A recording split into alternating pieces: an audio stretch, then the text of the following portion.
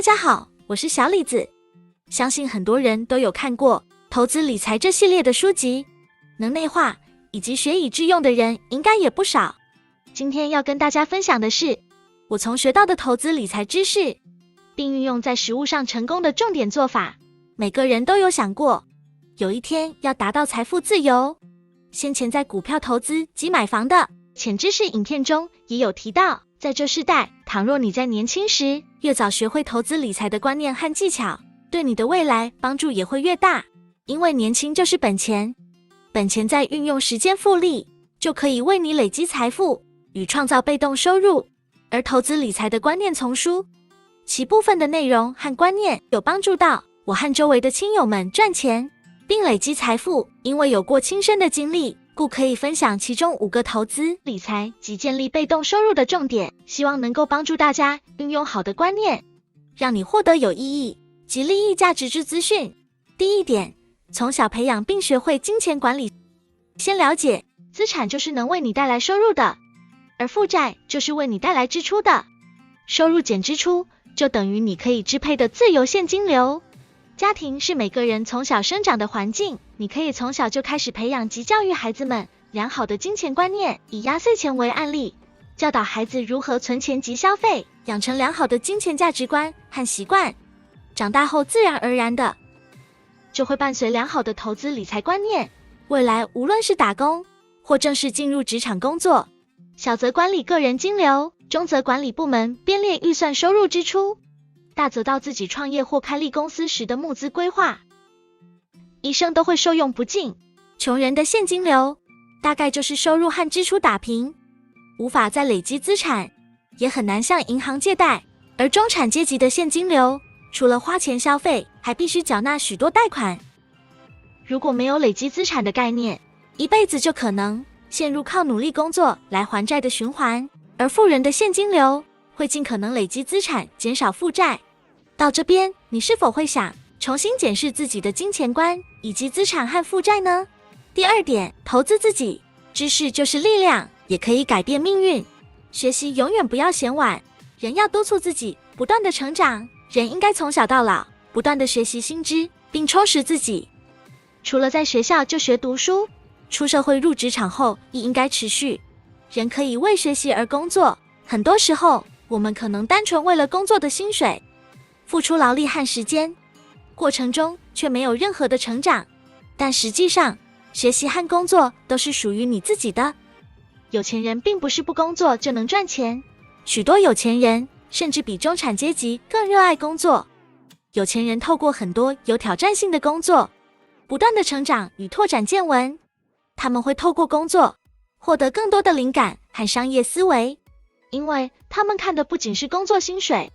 而是透过工作所学提升自己的未来价值。到这边，你可以问一下自己，你值多少钱？第三点，远离负能量的人，建立正能量人脉网络。好的人脉也是好的金流来源。像学校的同学、教授、公司的长官、同事，先前在影片中也有提到远离负能量的人。很多人不喜欢用利弊得失来衡量人际关系，不过若把私人时间花在没有建设性的交际，是一件非常浪费人生的事。其实你可以想想，跟对方在一起，通常是产生正能量还是负能量？每个人的时间其实很有限，如果你跟某个人在一起，感到开心自在，能够畅所欲言，那么这种人际关系会产生喜悦、信赖等正面情感。反之，你跟某个人在一起，只会感到不自在，无法畅所欲言，这种人际关系只会产生不安、烦闷等负面情感。故请大家记得好好的利用聚会或社交时间，或是上学、上班时刻，建立好的人脉网络。切记，近朱者赤，近墨者黑，以及要多接近志同道合的人，这些人往往比较能够帮助你往正方向成长。第四点，学会投资理财。通货膨胀导致人们所拥有的钱越存越少，人应该学会让钱去帮你赚钱的概念，不要多走冤枉路。在美国联准会不断印钞救市的背景下，美金的实际购买力下降，造成通货膨胀，这也是如今联准会不断升息的原因。目的就是为了缓和美国过高的通货膨胀，而随着美金印刷越来越多，全球正面临多项风险。全球央行必须跟着印钞跟进，以保护对美金的汇率稳定。另外，美国有多家银行倒闭，联准会重启印钞机。大量印钞的后果，也是因为通货膨胀，东西越卖越贵，导致人们所拥有的钱也越存越少。建议不要将钱全用于储蓄，存钱储蓄是聪明的方法，这也是现在许多人会选择的方法。因为储蓄的风险低，是一种能够安全有保障的产生收益的方法。但因为钱越来越不值钱，存钱储蓄有可能不会让你的钱越变越多，反而会让它不断贬值。投资金钱在资产上，用资产滚出来的利息和盈余再去进行消费。例如，不要一直只为了钱和生活去工作。你可试算，收入扣除生活费用和基本开销后，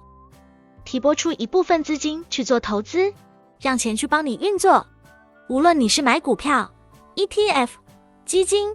等，累积足够房屋头期款资金，就可去投资存房子或收租金。常见的被动收入有房地产、租金房租收入、股票、股利收入与投资报酬、债券、利息收入等。另外，房地产会随着时间跟复利威力越来越增值。新闻常见到很多人说，当他们在睡觉的时候，这些房子的价值也跟着增长。所以，投资理财永远不要觉得晚，因为趁年轻时，只要付出一部分的投资，不用付出额外的劳力或者脑力，就可以建立获得被动收益，也可以抗通膨。第5点，建立斜杠或创立副业，不要为钱工作的观点，是财务自由真正的目的，但并非鼓励不工作。它真正的目的是让你空出更多能自由支配的时间，不受金钱限制，选择自己喜欢的事或兴趣，例如建立自己的斜杠或创立副业。很多人以为有一份稳定的工作和薪资就可以过上好生活，像是领薪资、奖金、红利，把这些视为是唯一的职业和收入，而不去做其他的事业布局或斜杠发展。万一有一天有意外发生，或发生黑天鹅事件，或遇到经济衰退的景气环境所造成的失业，中老年时就被辞退，突然失去收入。现今的社会中，谁都无法保证自己不是下一个人。现在很多人一天到晚只会替企业卖命工作，或不断的跟人竞争。虽然薪资会成长，也可以贷款去买房、买车，以为就可以过着跟有钱人一样的物质享受生活，但其实你成为金钱的奴隶。另外，因为有了各项贷款后，这些人就更经不起失业了。一旦失业，不仅生活会出问题，也会失去拥有这些物质的条件，故会不断的落入金钱循环，只能被逼每天重复过着这样的生活。为了赚钱而去工作，为了预防这些状况发生，你若能够有一份额外的收入保障或好的备案，届时就不至于乱了人生方向。总结重点，请大家记得，任何投资理财书籍都不能完全的帮助快速的、直接的让你致富。每个人会因为不同的个人环境或家庭生活而去做改变和调配。你若真正想要实现财富自由，需要你学完理论知识后，